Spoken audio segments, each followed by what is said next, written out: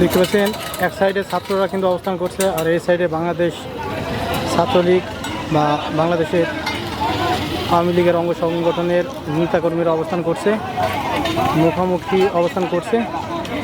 অর্থাৎ কলেজ গেটের এই প্রান্তে বাংলাদেশ আওয়ামী লীগের অঙ্গ সংগঠনের নেতাকর্মী এবং ছাত্রলীগ, অপর প্রান্তে রয়েছে পুরানো বাস স্ট্যান্ডের ওখানে রয়েছে ছাত্র জনতা। টানটান অবস্থা বিরাজ করছে। আপনারা আমাদের সাথে থাকুক। বাংলাদেশ আওয়ামী লীগের অঙ্গ সংগঠনের নেতাকর্মীরা এখানে জড়ো হচ্ছে।